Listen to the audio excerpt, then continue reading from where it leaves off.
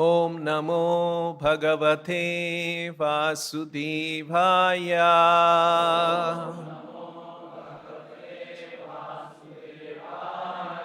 Reading from Srimad Bhagavatam, Canto 5, Chapter 5, text number 26.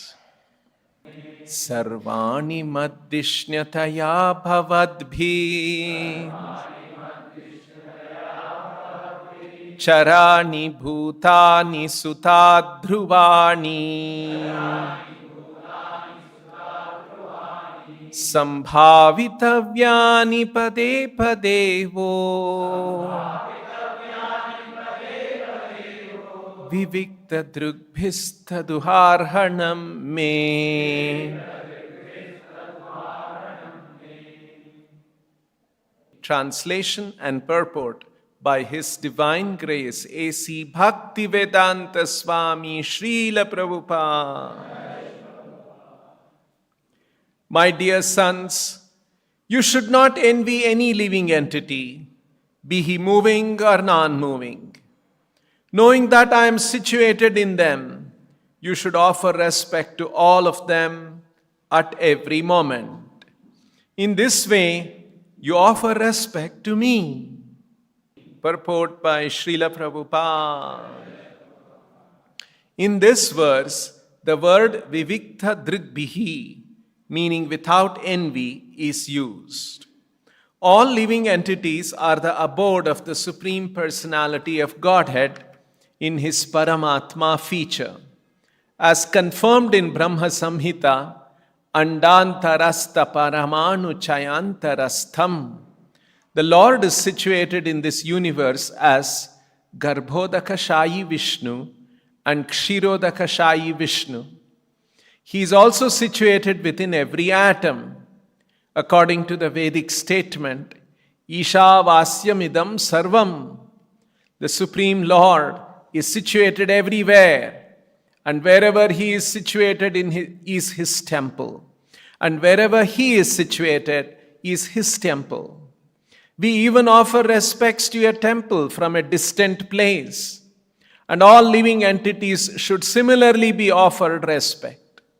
This is different from the theory of pantheism, which holds that everything is God. Everything has a relationship with God, because God is situated everywhere. We should not make any particular distinction between the poor and the rich, like the foolish worshippers of Daridra Narayana. Narayana is present in the rich as well as the poor. One should not simply think Narayana is situated among the poor. He is everywhere. An advanced devotee will offer respects to everyone, even to cats and dogs. Vidya vinaya sampanne brahmane gavihastini shuni chaiva shvapake cha panditaha samadarshinaha. The humble sage, by virtue of true knowledge, sees with equal vision a learned and gentle brahmana, a cow, an elephant, a dog, and a dog-eater outcast. This samadarshinaha, equal vision, should not be mistaken to mean that the individual is the same as the Supreme Lord. They are always distinct. Every individual person is different from the Supreme Lord. It is a mistake to equate the individual living entity with the Supreme Lord on the plea of Vivikta Drik or Samadrik. The Lord is always in an exalted position, even though He agrees to live everywhere. Srila Madhvacharya, quoting Padma Purana, states, Vivikta drishti jivanam dishnyataya parameshwarasya bheda drishtihi. One who has clear vision and who is devoid of envy can see that the Supreme Lord is separate from all living entities, although He is situated in every living entity. Madhvacharya further quotes From Padma Purana, Upapadayet paratmanam jivebhyo yah pade pade Bede naiva naichaitasmat priyo vishnostu kaschana. One who sees the living entity and the Supreme Lord as always distinct is very dear to the Lord. Padma Purana also states, Yo hareschaiva jivanam bhedavakta hare priyaha. One who preaches that the living entities are separate from the Supreme Lord is very dear to Lord Vishnu. Thus ends the Bhaktivedanta purport. So we are reading Lord Rishabhadeva's teachings to his sons in this chapter. And in today's verse, he's continuing to address his sons. And he is saying, Sarvani maddishnyataya bhavadbhis charani bhutani sutha dhruvani sambhavitavyani pade pade. Sutta, he's addressing my dear sons. Sarvani maddishnyataya.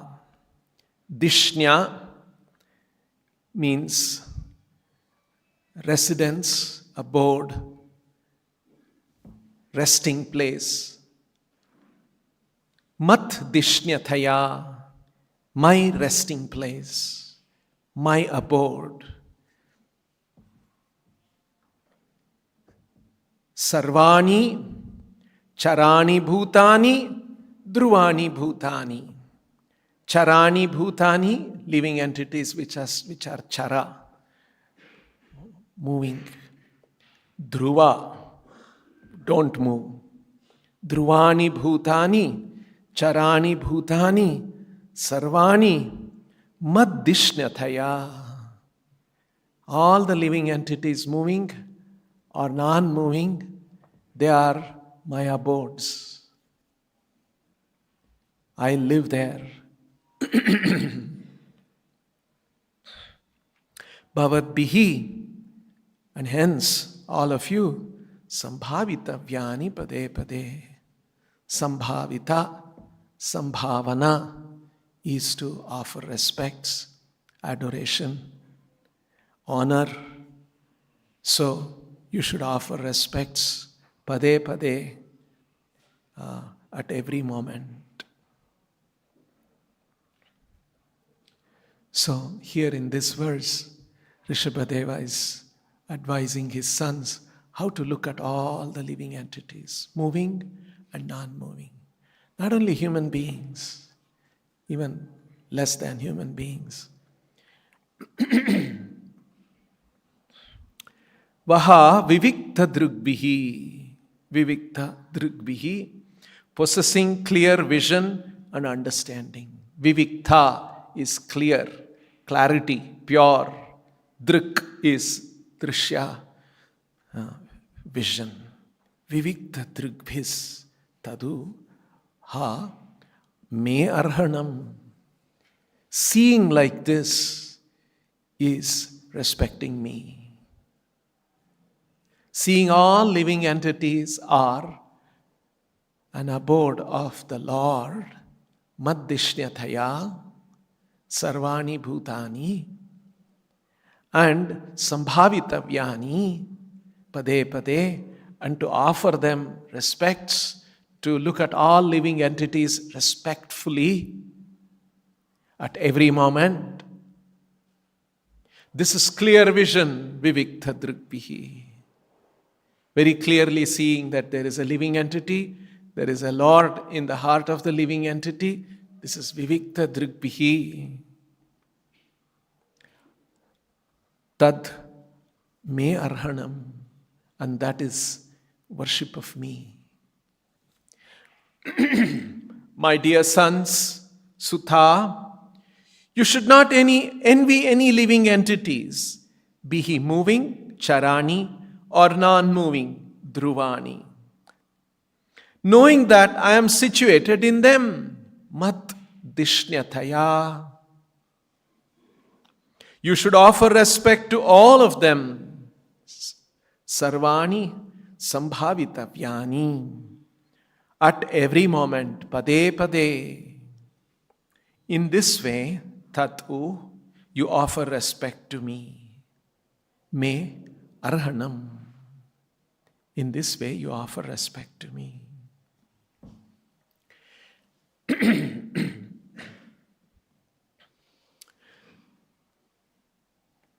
So this is in fact, regarded as an advancement in spiritual life.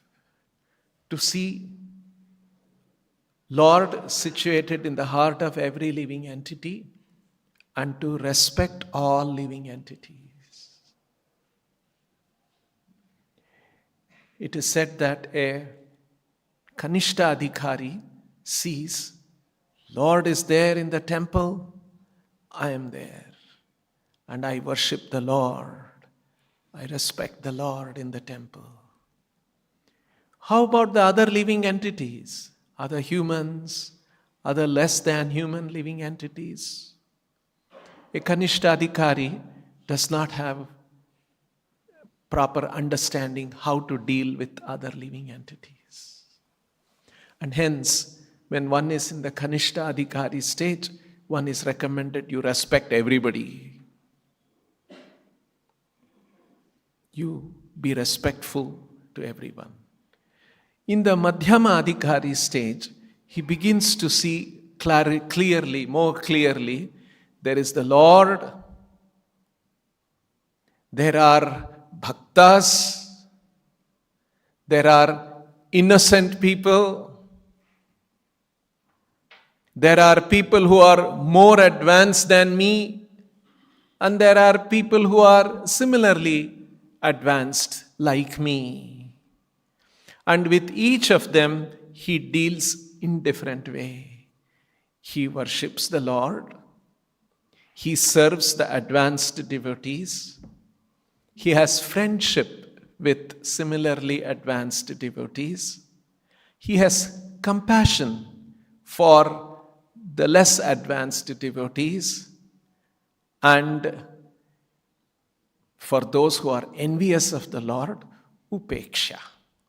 He is indifferent, he keeps them at a distance. And a Uttama Adhikari is even more advanced devotee.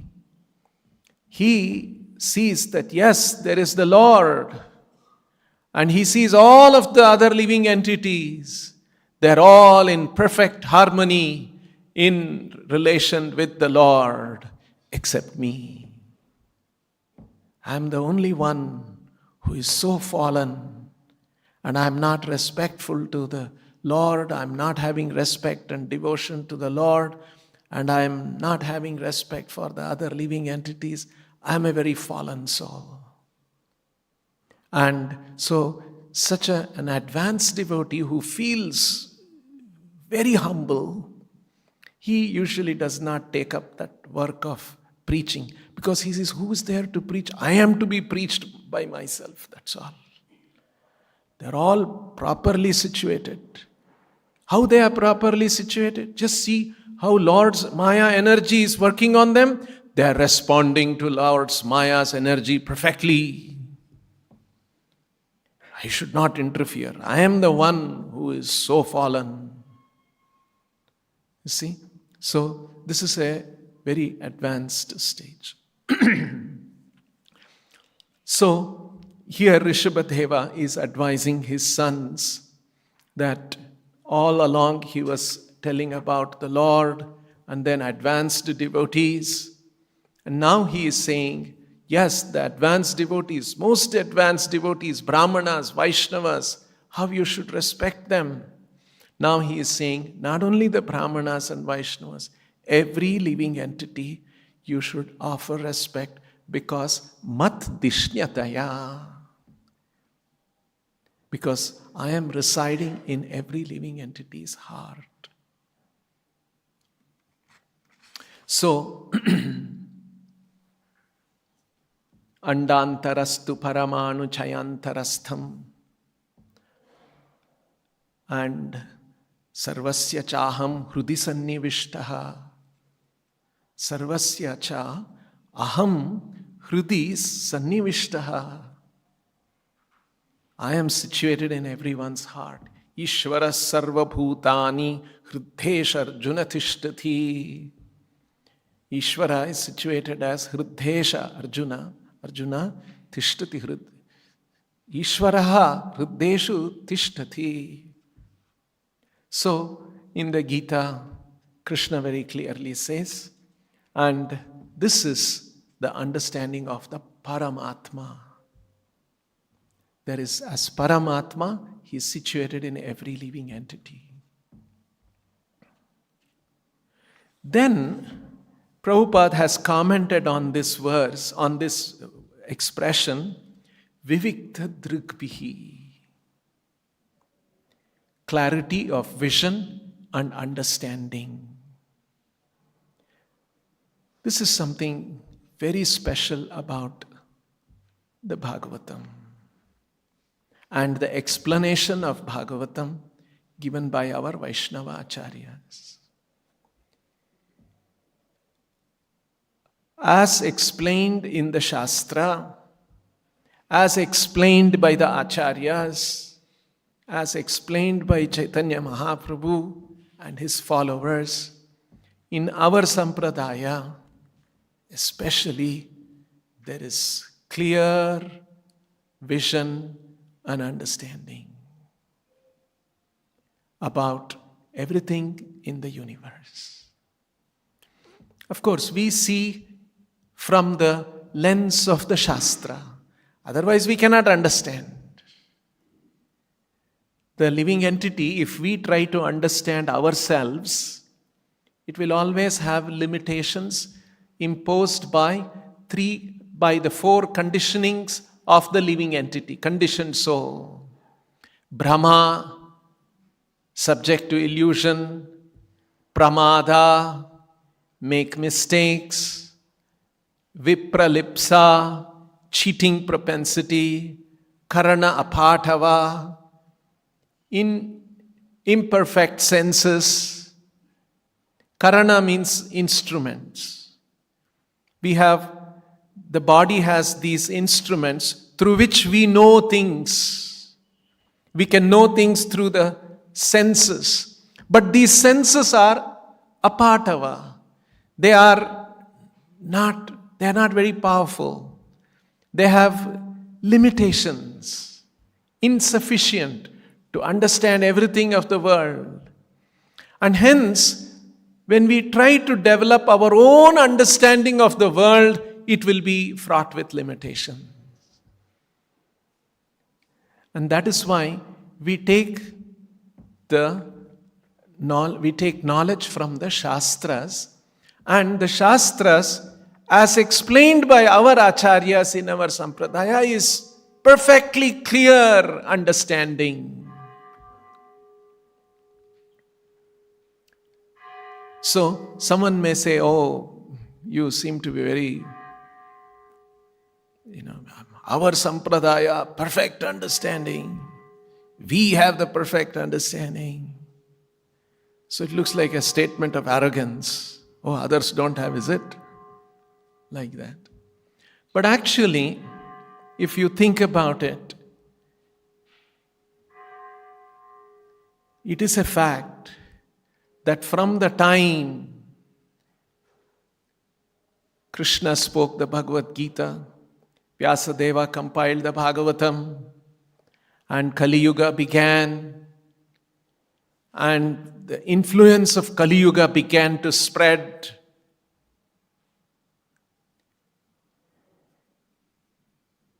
The influence of Kali Yuga is such that sattva haras pumsam, it depletes the sattva guna in a human being. This is the main characteristic. When sattva guna is depleted, rajoguna and tamoguna become prominent, and then there is intense activity, strife, and there is conflict among living entities. That is why Prabhupada translates Kali Yuga as the age of quarrel. There is quarrel, dispute between all people, within communities, within the family, sometimes within brothers and sisters. It's very unfortunate. So, here in Kali Yuga, we are trying to take knowledge from the Shastra, from our Acharyas, and to develop and trying to develop a viviktha drishyaha, complete, clear understanding of what this world is, what the universe is. So, if you see the different acharyas who came, Buddha came and taught what is known as Shunyavada. After that, Shankaracharya came and he taught Brahmavada, Advaitavada. And then came Ramanujacharya, Madhvacharya, Nimbharaka, Vishnu Swami. All of them came and taught different aspects of Vaishnavism. And the system in Indian Vedic tradition is that these arguments, that when the Acharya presents an argument, he has to defeat all other existing arguments and establish that how his doctrine is superior to others' doctrines. So there is a lot of argumentation. Shankaracharya came and he refuted Buddha and he brought the understanding of Brahman and from the Vedic literatures. After that, Ramanujacharya came and he refuted Shankaracharya using the Vedic literatures to establish Vishishtadvaita, Vaishnava Siddhanta, and that Advaita Siddhanta is wrong. And then Madhvacharya came and he defeated Shankaracharya and he also found faults in Ramanujacharya and said he is also wrong. And similarly Nimbharaka, Vishnu Swami. So now you see, this was how the situation was. There were different sampradayas in our country, and all of them are saying ours is correct, others are wrong. And then came Chaitanya Mahaprabhu. And Chaitanya Mahaprabhu, he does something very interesting. He finds a way to reconcile all of these different philosophies and how to understand clearly why these different philosophies have come about. Because each of the acharyas were great in their own stature, including Shankaracharya. At a very young age, he took sannyas, he traveled around the country, he argued, he was expert in compositions, and he had a tremendous influence. He was very influential. So, and a great revered, respected acharya. Now, Ramanujacharya similarly traveled around the world, around the country, took sannyas, had debates, very learned. Madhvacharya also. So now how is it that they are all wrong? Or they are all right in some way and wrong in... How did that happen? When Chaitanya Mahaprabhu is discussing with the sannyasis of Varanasi, Chaitanya Mahaprabhu points out this. He discusses with them, he tells them about the Mayavada, and he says, your Acharya, Shankaracharya, has given indirect interpretation of the Shastras, of the Sutras. Very nice statement Chaitanya Mahaprabhu makes. I'll read this part.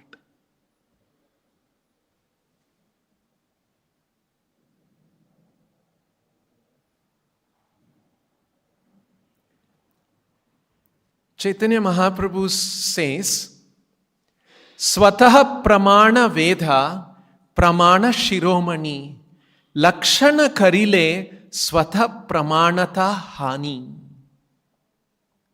Swataha pramana veda. Vedas are self-evident.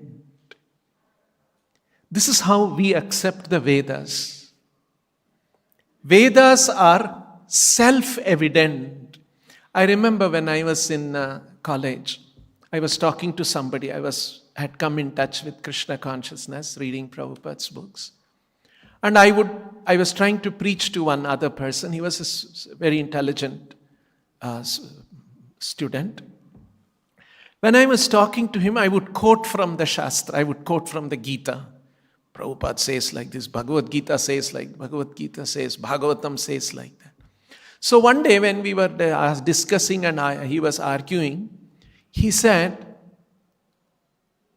you are quoting from the Bhagavad Gita, but that's only a book.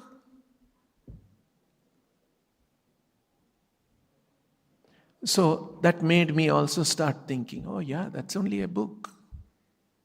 Why is it that I'm quoting from the book and I'm saying that's correct? You see? Yes, so we have to understand, in the Vedic tradition, we accept that yes, these books, the Gita and the Bhagavatam, they are swataha pramana veda.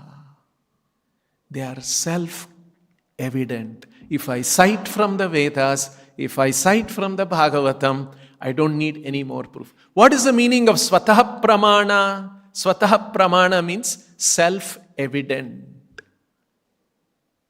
I don't need any more proof. I accept it. Now, let's see, what is some example of swataha pramana, self-evident truth? One example of a self-evident truth is, we exist. We don't need any proof for that. I exist, no. All of you exist. We assume that. We don't need come on, prove to me that I exist. We don't ask.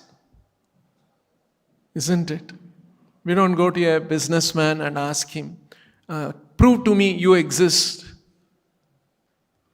He will see, what are you saying? This looks, I exist. Of course I exist. Even you exist. And if you are going to argue with me, I'll see that you don't exist in my office. Isn't it? So we exist is self-evident. I had a dream last night. Dream is unreal. It is self-evident. We don't go to the bank and say, yesterday in the dream I deposited 1 crore rupee. Please show me the bank balance. The bank manager will laugh at us. It was a dream. Dream is not real, self-evident. You see? So these are called self-evident truths which don't require any more evidence. Swataha pramana. Veda. Pramana shiromani. There may be other kinds of pramana. The other kind of pramana is pratyaksha pramana. Suppose if I tell you, I have got a diamond ring in my palm. And what you will say? Show me. Right? And if I show you, diamond ring, it is sparkling, then you will say, correct. Now you are saying your indriya sensation is pramana for you. You see? That is called pratyaksha pramana. When our senses see something, we don't seek further evidence. Because our sense perception is sufficient pramana. We accept that. But then the Shastras point out karana apatava, insufficiency of our senses. Our senses are does not have perfect, full understanding. Just like we may look at the sun and it looks like sun is like one circular small thing up in the sky. But we know the sun is many, many times bigger than the earth itself. So our estimation, our understanding, the understanding we get from the senses are in a limited domain, they may be correct, but it is not the complete understanding. So pratyaksha pramana is not pramana shiromani. It is a limited pramana. Another kind of pramana is anumana pramana. Anumana pramana is using reason and logic. Using our mind, using reason and logic. So even reason and logic, it depends on individuals' powers of reason and logic, and it also has its limitations. And hence, the pratyaksha pramana, sense perception, and anumana pramana by reason and logic, these are considered to be imperfect. They can give some understanding of the world, but not the complete understanding of the world. It gives us sufficient understanding for us to conduct our day-to-day activities. That is essential, that is useful, but it does not have complete understanding because, for instance, what happens to a person after he dies? By pratyaksha pramana, you cannot find out. I don't know where he went. His body is lying here, but he is not alive anymore. Yesterday he was talking to me. He was relating with all our family members. But today something has happened to him. He's gone. Where he went, what happened? By pratyaksha pramana we cannot know. By reason, logic, we'll wait for him for 1 or 2 more days and see whether he'll wake up. No, you can wait for 100 years also, he will not wake up. What happened? So by reason and logic we cannot make out.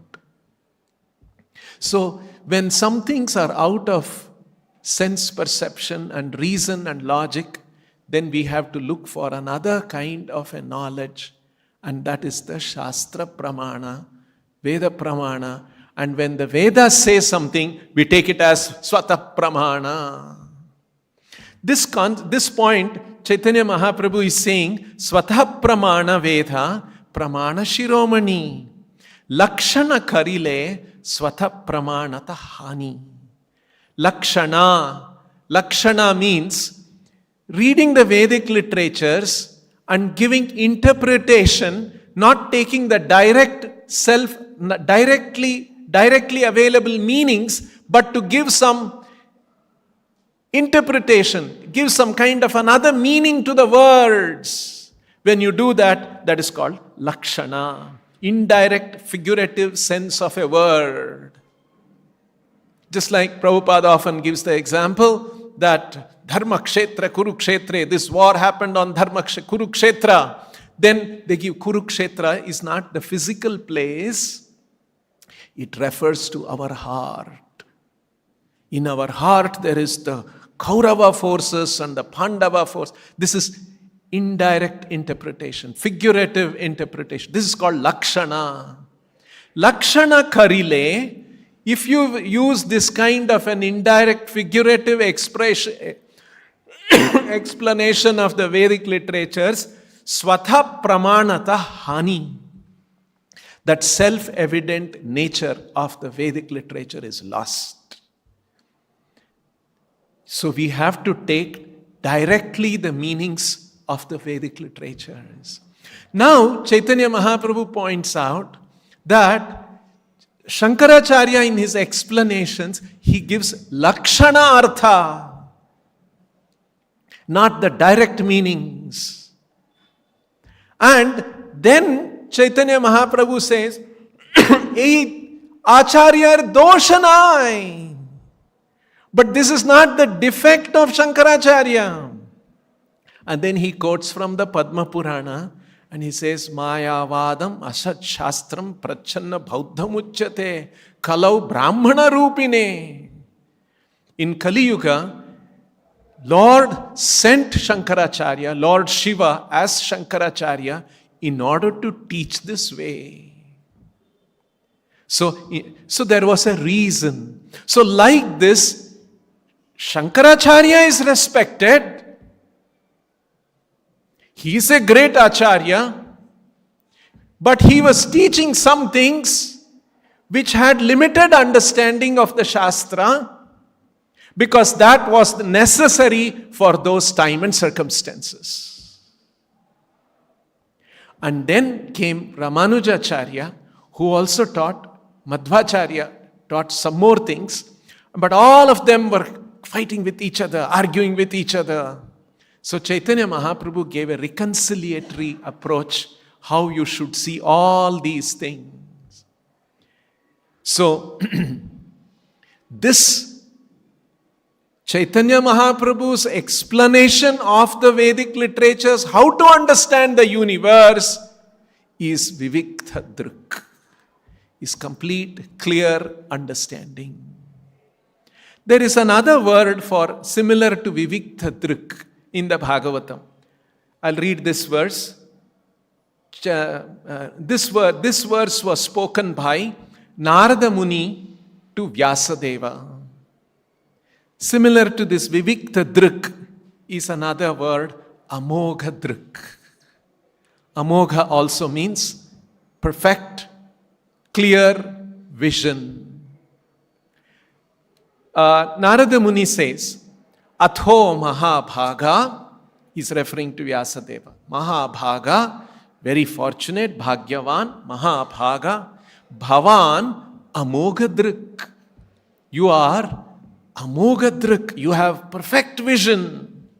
Shuchishravaha, and you are very pure because you are enriched with Vedic knowledge which you have heard. Shuchishravaha.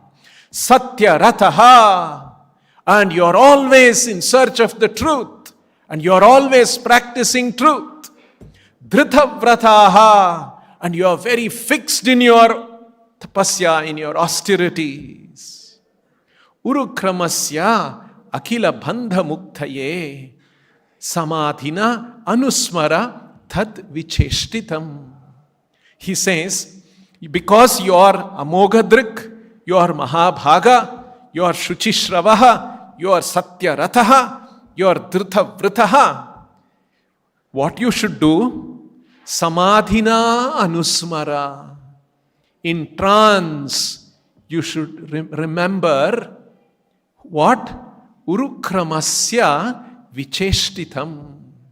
You should remember the activities of Krishna, Urukrama, one who performs wonderful activities.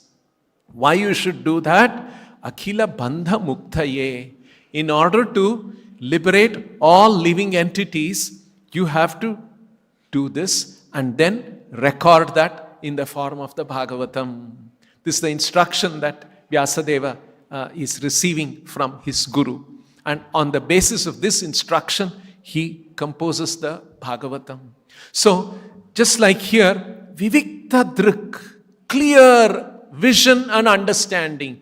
Amogha Drik.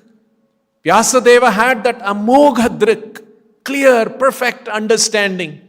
And that perfect understanding came down from different acharyas in the disciplic succession that Srila Bhaktisiddhanta Saraswati Thakur enumerated. And in this, all the great acharya, all the acharyas are of the same category. That's another statement Prabhupada makes in Chaitanya Charitamrita. The disciple must surrender to the spiritual master, the representative of Krishna. The spiritual master, being in the disciplic succession, stemming from Narada Muni, is in the same category with Narada Muni. You see, in other words, the spiritual masters in our disciplic succession that Bhaktisiddhanta Saraswati Thakur listed, they are all of the same category of Narada Muni, Vyasadeva and Madhvacharya, all these acharyas, they are of the same category of Vivikta Drik, Amogha Drik, Satyarataha, Dridhavrataha. So that is why this parampara, in which this understanding of the Vedic literatures, without figurative understanding, but having confidence that this is Pramana Shiromani, and hence we should take the Vedic literatures as it is. The understanding that comes about as given by Srila Prabhupada is perfect understanding, clear understanding about the world, about the living entities, about who we are. That is why if you see carefully, some of the other sampradayas also, they don't have exactly the kind of understanding that Chaitanya Mahaprabhu presented. And Chaitanya Mahaprabhu presented these understanding from the Vedic literatures. If you see the analysis, for example, Bhakti Rasamrita Sindhu, you should see the Rupa Goswami, how he writes about Krishna. What are the qualities of Krishna? One example, Rupa Goswami says, Krishna, one of the qualities of Krishna is Shuchihi. He is pure. And then he explains, purity has two features. One is, if somebody is pure, he should be able to purify others. Pavana. He must have the ability to purify others. And he must be perfect in his activities. It is Pavana, Vishuddha. These are the two aspects of Shuchi, purity of the Lord. Like that. And then he says, how do we say he is Pavana? He takes a verse from Padma Purana and quotes that and says, from this you understand how he is Pavana. And then he takes another verse from the Bhagavatam and he says how his Krishna is Vishuddha. Like this, Rupa Goswami takes qualities after qualities as described in the Vedic literature, substantiates that, and then he begins to say different kinds of bhakti, different rasas of bhakti. It's actually the way Rupa Goswami analyzes in Nectar of Devotion, it is mind-blowing. The way our acharyas have analyzed every single quality of Krishna, different aspects of bhakti. What is spontaneous bhakti? What is spontaneous bhakti and what is regulated bhakti? This understanding is not there in the other sampradayas. You see, when you do regulated bhakti, you will come to a stage when you become attracted to Krishna naturally, spontaneously. Not that whole life, our life will be only regulated bhakti. No, if we are fortunate, if we are blessed by Guru and Krishna, we can come to the stage of spontaneous attraction. Attraction means, you see, you are drawn. You don't need somebody, temple commander telling, why have you not come for Mangalarati? Why are you not chanting 16 rounds? You don't need anybody. You are drawn to it. Before being drawn, you come to another stage called, you understand that rationally with philosophy and you become fixed, and that's called Nishtha. Nishtha is not yet stage of Raganuga Bhakti. From Nishtha, you come to Asakti. Then from Asakti, you come to Ruchi. Ruchi is the beginning of spontaneous. You already developed a taste. You see, like this, stages of bhakti, development of bhakti, these are all very, very special contributions of our acharyas. And not that they created some new thing, it is all there in the Vedic literatures. Dharma swanushtitaha pumsam vishwakshena katasuyaha notpadayet yadiratim shramayevahi kevalam. If you are following regulative principles, all these things perfectly, but if it does not awaken attraction to the message of Krishna, it is called waste of time. Shramayevahi kevalam. You see, because that dharma swanusthana should result in vishwakshena katharati. It should come to the point of rati, attraction. And if there is attraction for Krishna and Krishna's message, the immediate symptom of that is no attraction for material thing.